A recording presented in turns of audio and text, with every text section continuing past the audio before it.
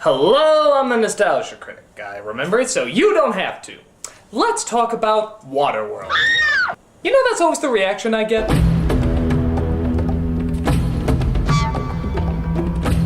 I mean, this film is known as one of the great all-time bombs. It was the most expensive movie made at the time, and it didn't even come close to making its money back. But is it really as bad as everybody makes it sound? Does it deserve all the bad press it continues to get even to this day? What's in this movie that just pisses people off so much? Aside from the obvious number one. Well, there's dangerous waters up ahead, let's see if we can get through them. This is Waterworld. So after we get the traditional Universal logo, with Earth still having no visible clouds, we take a quick glimpse into the future. The future. The polar ice caps have melted, covering the Earth with water. Those who survived have adapted. Ah, great, it's a trailer for another Al Gore movie. An inconvenient truth too. Somebody listen to me. So we see that mankind has adapted into the Kevin Costner of blandness, Kevin Costner. We see him take a piss, put it through a machine, and proceed to drink it. There's a fitting metaphor for this movie in here, but I can't quite figure it out. And just to give you an idea how boring Costner's acting is, just look at this scene.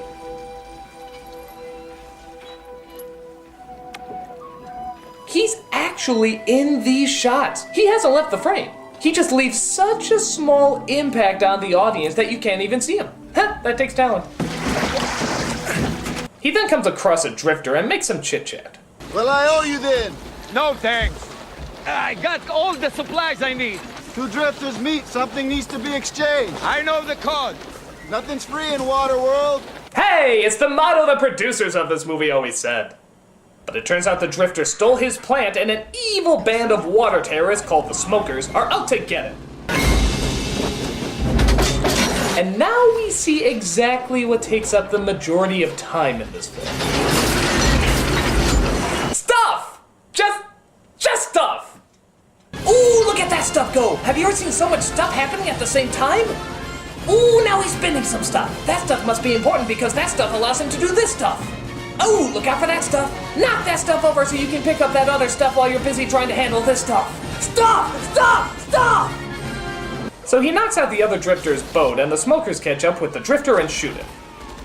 Which begs the question, why didn't they just shoot Costner? But let's leave the small plot holes for the bigger plot holes. He reaches a city that sort of looks like a papier-mâché toilet seat and sells a jar of dirt for a ton of money. He comes across Hulk Hogan's barber here as he's told about a map to dryland that apparently is tattooed on the back of a little girl. One more. Make it two. And this rich will buy for a fellow up water, I'm sure. One. That's an interesting pair of boots you got. I'm confused. Is he trying to establish himself as the arch nemesis or trying to ask Costner out on a date? Have you ever had a freshwater Why bath? are you talking to me? Just being friendly. Before Costner heads out, though, he's offered an Asian chick. That's nice. We can look to our own for impregnation, but too much of that sort of thing gets undesirable. She's pregnant. You're going your way with all the supplies you need. You don't have anything. You're dying. That was a good read, Costner, but why don't you try it once more and this time fucking care? No man stays out that long and turns down a woman. He's hiding something. Maybe he's a smoker spy. Maybe he's gay. Did they not survive high water? So upon closer inspection, they find out that Costner is a mutant. Gills.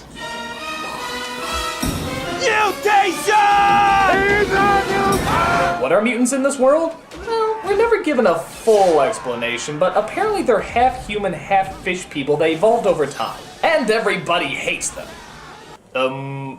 Why? I mean, I know prejudice is a staple of mankind, but you have an apocalyptic world underwater and a guy who can breathe underwater. Fucking use him! You shouldn't be putting him in a net, you should be treating him like royalty! He can solve like a bajillion problems in this world and you're treating him like a criminal? What's wrong with these people? Seriously, what's with the hate against mutants? There are mutants out there with incredible powers. Okay, I get the idea. So, because the really cool guy that can breathe underwater and has a lot of helpful elements to him has gills, I guess he must be destroyed. Therefore, in the interest of public safety, he is hereby sentenced to be recycled. Into what, Keanu Reeves? But suddenly the smokers attack to take over the city, led by an evil man named Deacon, played by Dennis Hopper. Monkey!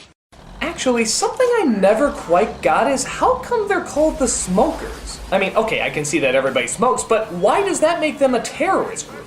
Is there another evil organization out there called the Vegetarians? The Shopaholics? Or how about the deadliest forces of them all? The Trekkies?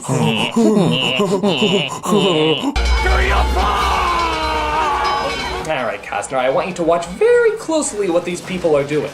This is called giving a shit. You should try it sometime, and maybe your acting will improve.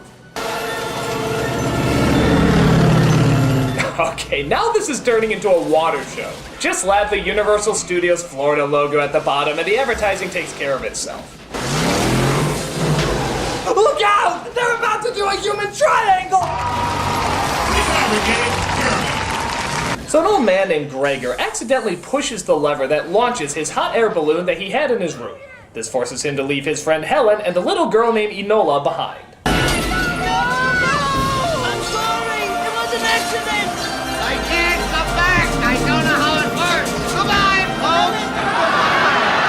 folks! So Helen and Enola have no choice but to free Costner and have him lead them out of the city.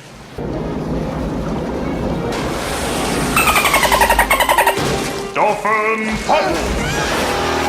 This, of course, leads to, you guessed it, more stuff! Oh, look, he's pulling that stuff! If you start cutting that stuff, that'll allow you to start swinging on this stuff. Push that stuff, pull that stuff, look out for that stuff. Oh, I'm out of material. Little girl, you take over. Dad! Come on, push it! Go! Go! Push it hard! Now pull it! Pull it! Stop!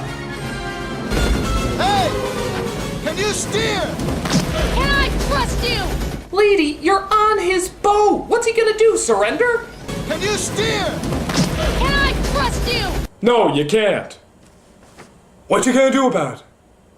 So he tricks one of the boats into firing at Dennis Hopper, which results in him losing an eye. But our heroes get away on Costner's boat as he shows his appreciation to Helen for saving his life. Kid, we gotta pitch over the side. What? It's better one of you dies now than both of you die slow. Our hero, everybody! When he's not busy killing kids, he spends his time stealing from charities and burning down puppy farms. You got another hour and a half with this guy, folks. Enola, go below. Helen tries to offer herself to him, but that will require him having an emotion, so he turns her down. You're taking us to dry land. Killing's a hard thing to do well. It's not like acting.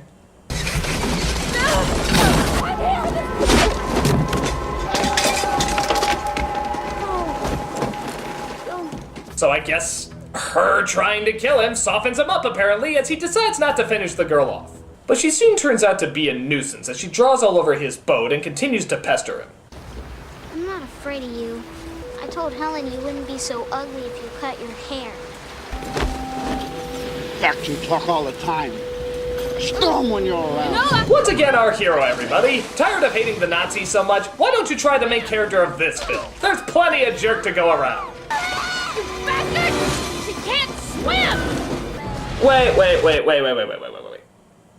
She can't swim. She's in a place called Waterworld, and she can't swim? Isn't that kind of like being in the Antarctic and not knowing how to put on a coat? I mean, hello, something's going without saying! So Costner swings around and picks them both up. But before they could, I don't know, develop character, two of the smokers arrive and try to destroy them. That's a nice touch. That's them. By the way, that's Jack Black piloting the plane there. You'll remember him from such future disappointments as Gulliver's Travels.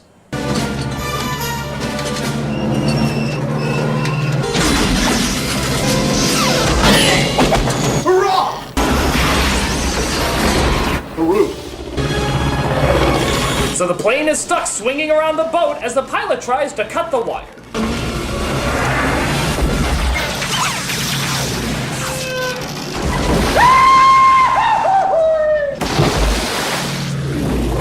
Upset at her actions, Costner does the ballsiest thing he can think of. He gives her a haircut.